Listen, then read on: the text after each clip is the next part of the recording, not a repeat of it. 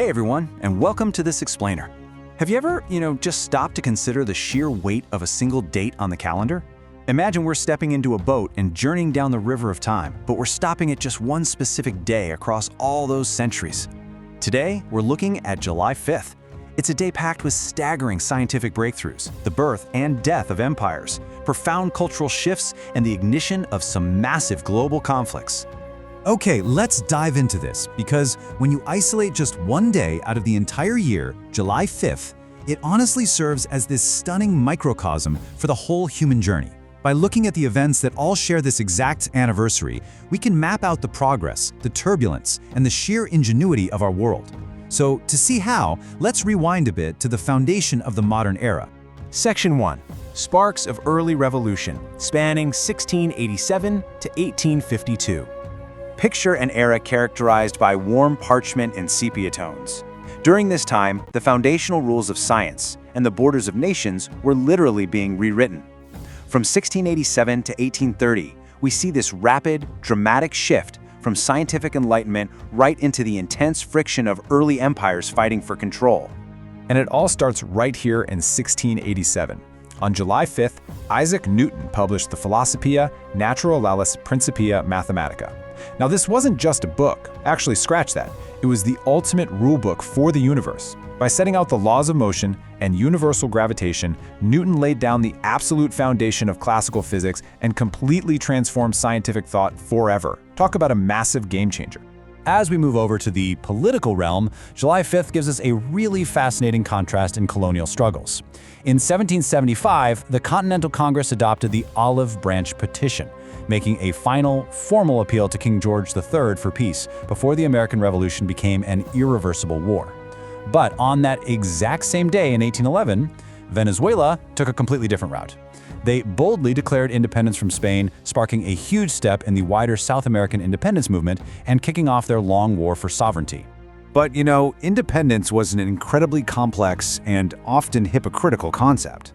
And this came into sharp focus on July 5, 1852, when Frederick Douglass delivered his speech, "What to the Slave is the 4th of July," in Rochester, New York. So the crucial point is how Douglass masterfully and powerfully exposed the glaring contradiction between American liberty and the institution of slavery. It remains one of the absolutely most influential and enduring statements in the abolitionist movement. Section 2. The Crucible of Global War, from 1865 to 1943.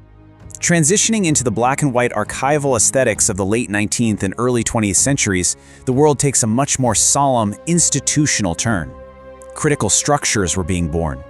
In 1865, the U.S. Secret Service was established to combat post-Civil War counterfeiting. By 1935, Franklin B. Roosevelt signed the National Labor Relations Act, which cemented modern workers' rights to organize.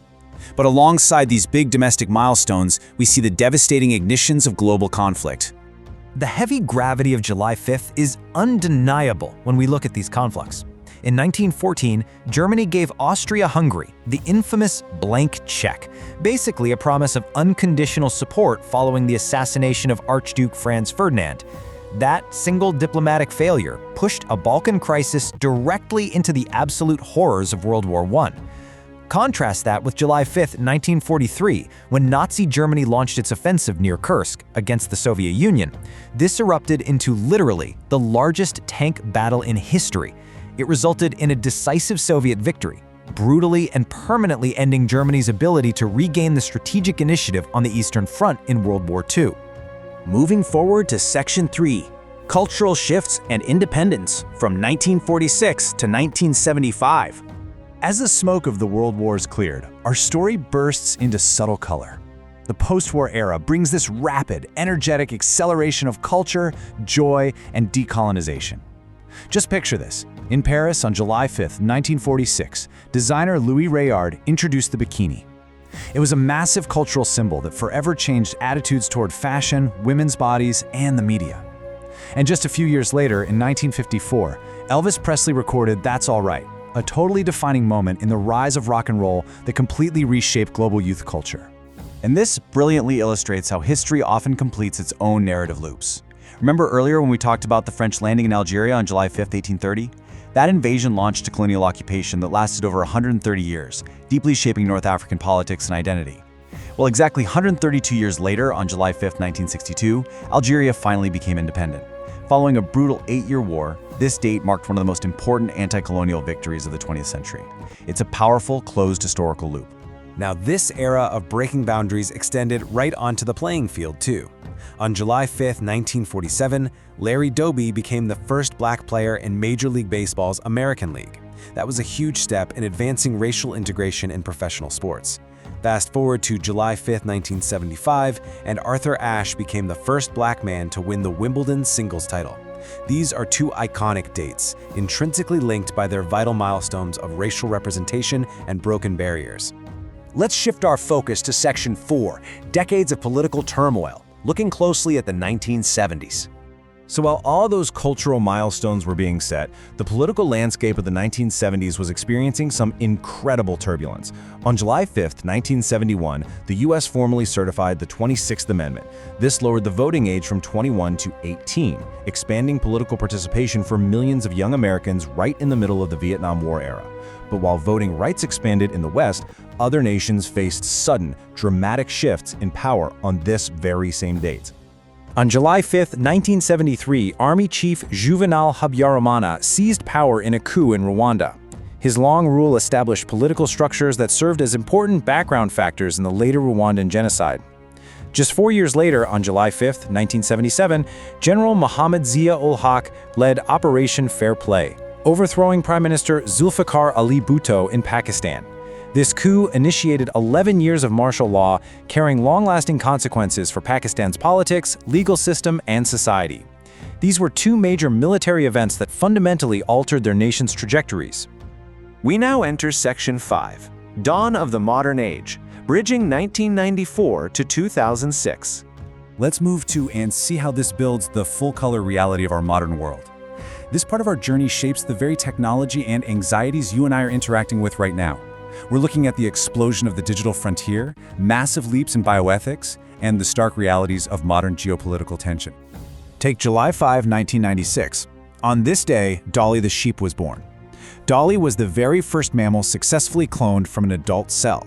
And this wasn't just some scientific anomaly. Her birth utterly transformed global research and the intense ethical debates surrounding genetics, cloning, animal welfare, and biotechnology.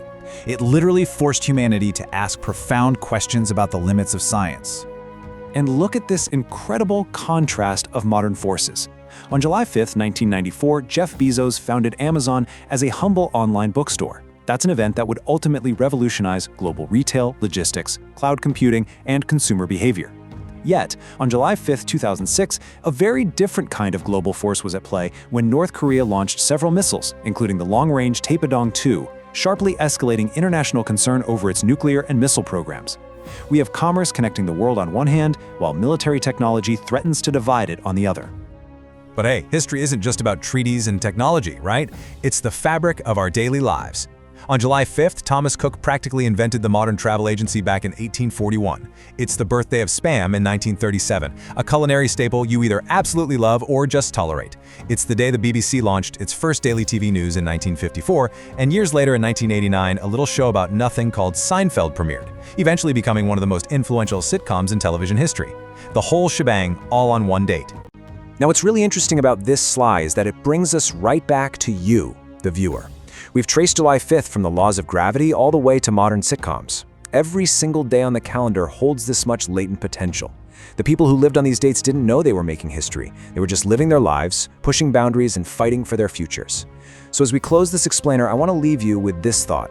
The calendar is still turning. Tomorrow is another day. What will your contribution to history be?